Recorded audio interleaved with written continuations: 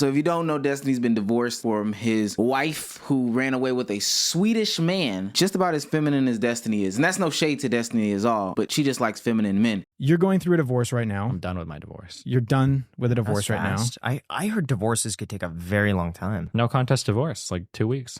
Really? 2 weeks, wow. You just sign the papers and send them to a judge, and they look at it and they give you a judgment, and you're done, yeah. And you had a prenup? No. You were in an open marriage, which means each partner can sleep with other people and have these like kind of micro relationships with other people.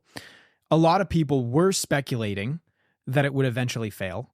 What is your response to those people that say, what did you think was going to happen?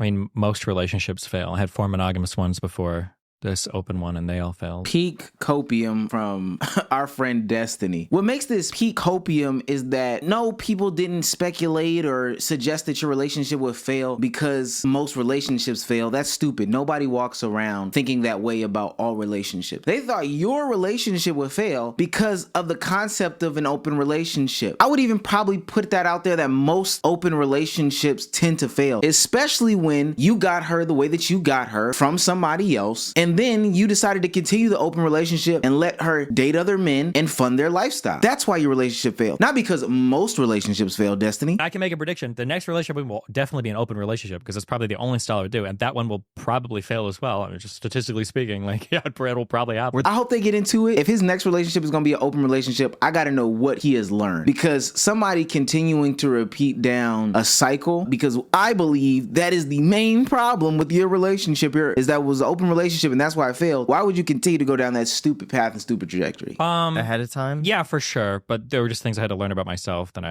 What'd you have to learn about yourself? I think because of the way that I grew up, I'm very much a, I have to do everything, and I'm like very, very, very independent. And then I'm also like very not reliant on my partner for anything, which I also thought was like a benefit, but it's not. It just makes the other person feel like unwanted or unneeded. Go into that a little bit more. Let me help you out there, Graham. Let me tell you exactly what Destiny just said. Destiny just said that in an open relationship where somebody has the opportunity to seek other people, he made his wife or ex-wife feel like she was the only one in the relationship, which allowed her to freely hop on more penis than usual and get attached to that more penis. Does that make sense, Graham? Basically, I would get into conflict where it felt like my partner was able to justify every bad action they did on my prior bad actions. And I had done bad things. Like, I'm not perfect. I do fuck up. I make mistakes. But every time they made a mistake, it was because of mistakes that I'd made. And in my mind, I'm like, okay, well, fuck. Like, well, what can I do to change this in the future? Like, can I do this, or can I change this, or can I do that? And every time there was a fault that was my fault, it's my fault, and I'll do what I can for it. And then I'll see what behaviors I can change. But I never could like tell my partner like, hey, can you not do this, or can you make this change, or can you stop this behavior? Because then it was like the end of the world. So, but I set that dynamic up because I'd gone through the whole relationship never being able to make any asks for anything in terms of behavior from the other person, and it kind of was not good, I think. Yeah. He's told us what we knew about him, the blue-haired guy, the one that's in an open relationship. You like to get steamrolled in relationships. And that's how the situation that happened with you and your ex even got as far as it did, is the fact that you allowed her to be across the pond with some other guy, your wife might I add, for an extended period of time. Open relationships don't mean that we are by ourselves in these relationships and you come and go as you please. There's levels of discussions, there's levels of commitment, communication that's supposed to go on. But as he just elaborated, he has been a doormat this whole time. And that's a big criticism that people have of Destiny and this whole concept of the open relationships that he's in. And he's just confirming their beliefs left, right, and sideways. This is doormat Destiny. Did this come out of the blue for you? No, I don't think so. No. No? Is there anything you would have done differently leading up to the situation that happened? Like getting divorced, or? No, I'm talking about maybe you could have done something prior to then that maybe would have had a different outcome, or you could have saved something. I think my general behavior in the relationship of not like putting like very not being able to make asks for things or accepting or tolerating certain types of behavior that are probably not okay. Destiny, all that is tied into you being into an open relationship. All that is tied with you committing to somebody with such loose ties. These things can be interpretable, or these things can be stepping over the boundary and things like that. I think you're missing arguably the biggest thing that will help you find a sustainable relationship. It's not the only way, but it's pretty tried and true here in America. It's monogamy. You need to be in a monogamous relationship with a solo partner. And now, mind you, you still need to put your nuts on the table and be a man about these situations, but come on, on, dog. Stop entertaining somebody who wants to entertain multiple people. So like having I need somebody that shares my values in terms of what's important and what's not important in a relationship, I guess. Yeah.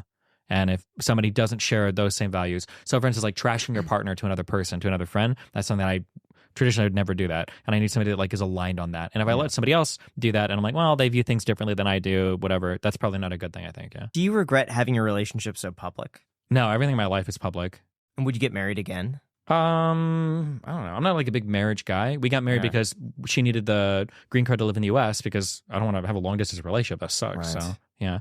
But I'm not like a huge marriage dude. And hopefully I don't have any more European bride, so it seems to me that at every single toss and turn, this lonely man decided to bend to whatever whim this person in his life just threw at him. I want to get married, even though he's not a marriage person. I don't want to be long distance. I need a green card. I want to sleep with other dudes, and not only sleep with other dudes, but I want to put him up in an apartment and also be able to travel abroad and stay with him for an extensive period of time. And Destiny's just okay with it. That is just so mind-numbing to me. And it honestly does not sound like he's learned any sort of lesson, because he's willing to do it all over again. He is willing to go down this same exact path. Oh, this time, hopefully not European. Is this not the definition of insanity? To go down the same exact path with the same exact expected outcomes is the thing that you just got out of. And you think the next relationships that you get into will be open?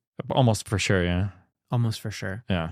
I still can't help believe what I mentioned the first time you came on the show, which was I feel like the standards for levels of attraction and love and intimacy are just lower. I think what Jack's trying to say is if you had like maybe a deeper connection or a deeper... I'm saying like I think that the connections are slightly more shallow in open relationships because of what is okay for it to happen. Jack is absolutely right. And I don't think that maybe Destiny is just trying to convince herself that like everything that I did was okay. It's not the fact that it's an open relationship, because the internet bombarded him by saying, hey, we don't care about, you know, your liberal ideologies and all this other stuff in regards to your relationship. That's why we think it's going to be a failure. I guess he still doesn't realize that because he mentioned it earlier in the thing and in the video. Let's be honest, the real reason why people even get into open relationships is because one person in there is so lonely, so miserable, so insecure about themselves, so not stable within their own selves that they decide to settle for any sort of relationship that even has them becoming a second-class citizen within their own relationship. They commit to something like that. You're willing to take seconds. And that's a crazy concept that most people can't understand. And that's why most of them fail at a higher rate. I could just say that off the top of my head without even looking at it. I mean, I could just say I think the connections in monogamous relationships are way more shallow, because if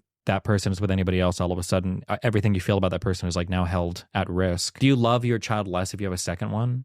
I don't think that that's necessarily the same thing. Destiny. He's smarter than this. So this is like peak denial of trying to, you know, make an analogy about dividing love in something that's a monogamous relationship, something where two separate unions come together over the same core values and say to themselves that this person is a person that I want to be with exclusively. There's a lot of things that I'm thinking about for why I love this person. It might be the way that we spend time together. It might be some level of like physical attraction. It might be some level of like sexual and romantic chemistry. Mm-hmm. It might be like their sense of humor, their ambition. It might be like personality traits. It might be hobbies or things we do together.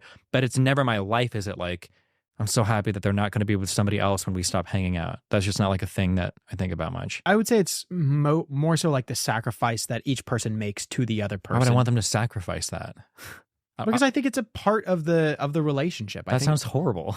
Why would I like? What if I found out that my partner every morning for 30 minutes like stuck like needles into their nipples and like every day like, God, I'm so happy you did that sacrifice. Like, why would I want them to sacrifice? I don't know. What is it? I don't think sacrifice is good in and of itself. I think it's the idea of putting someone else above yourself. This is the one sacrifice though. Stop making stupid analogies to justify the fact that you like other men being inside your woman. That is it. Because this is in all open relationships. It's never a balance. It's never, oh, I've had 8 outside partners on this side and I've had 8 outside partners on this side. One person is absolutely getting cucked out. Stop trying to make these hyperbolic analogies to justify somebody dropping off penis inside your woman. The cuckification of Destiny and his actions is actually quite incredible. No, we do not believe that we are the number one every single time for our partners in relationships. Our partners can have friends for things like that. They can have church group people for things like that. They can have coworkers for different things like that. But there is a level of intimacy that we are expected to sacrifice when we get into a monogamous relationship. Because when you blur those lines, it seems that anything and everything goes. That's why I know he hasn't learned anything, because those lines got extremely blurred in his relationship and they led to a divorce. And no matter how he tries to justify it with hyperbolic analogies and you got to make sacrifices, but what do these sacrifices really mean in the grand scheme? Shut it up. You are lonely. You are sad. You like the fact that other men have the possibility of putting penis in your wife and they can come back to you when it's all warm and sticky, and possibly she'll let you eat it out of her. I don't know. That's the only thing I can think of that makes sense in this conversation. Please get him off my screen. Let me know what you think in the comments. This is gross.